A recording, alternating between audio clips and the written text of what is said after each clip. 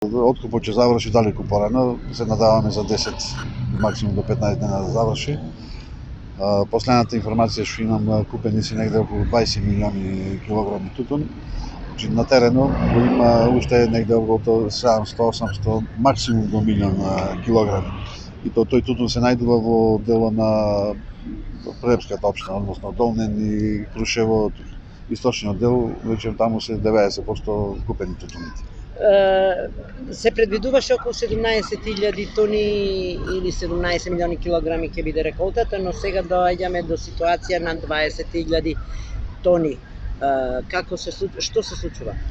Нашите предвидувања беа околу 17-18 милиони килограми тутун, меѓутоа излегува 20, односно точно да речем годината далеку условите за берба се продолжија во текот на годината, и така да излегува поголема количина, со точно да речем дозволена грешка на 5 до 10%. Дали тука влијае и она што нема одбитоци? Па веројатно и тоа е, да, дел од тоа што нема одбитоци му се купува комплетно тутуно, и така да можда и дел и од тоа за повисока количина на произведен тутун.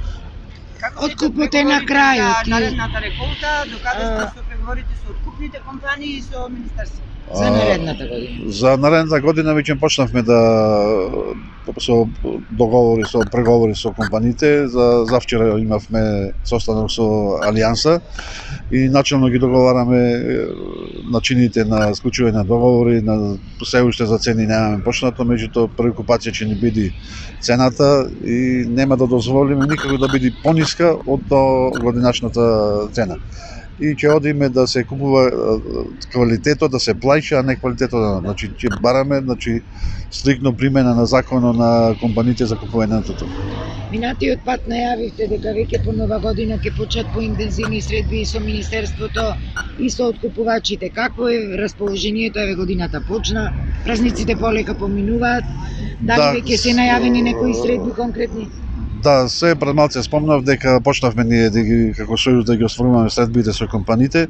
Еве утре имаме средба со Министерството за земјоделие во Велес, работен состанок, меѓу кои ќе се разговара и за тутуно. Покрај другите култури ќе се разговара и за тутуно. Дали тоа е доволно импулс да продолжи производството на оваа култура? Па да, јас како производител на тутун со 3.000 тона, килограми, сум задоволен од оваа цена, од субвенциите што најавија министерството, и мислам дека ќе продолжи оваа култура со оваа динамика како што е со оваа цена. Мислам дека да остане оваа култура. И пратам. Вие произведувате големи количини, а сега пред малку спомнавме дека мора да се прави некоја класификација на тутунот. Како производител, што мислите, дали треба да продолжи овој тип на откуп, начинот на откуп вака? Ова не е откуп, треба со класи, со квалитет да се доплати, тој што има квалитет да му се доплати, поќе да се доплати. Стварно оваков откуп не е реален ваков откуп.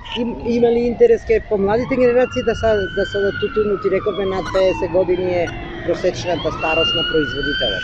Па вака, со овие цени, има шанса да останат млади да и задржиме во Република Македонија. Со ова динамика како што е. Како беше името и презимето? Називовски Джемал. Називовски Джемал. Производител на тутунот, Крушево, општина Крушево. Називовски Джемал. Називовски Джемал. Производител на тутун од општина Крушево.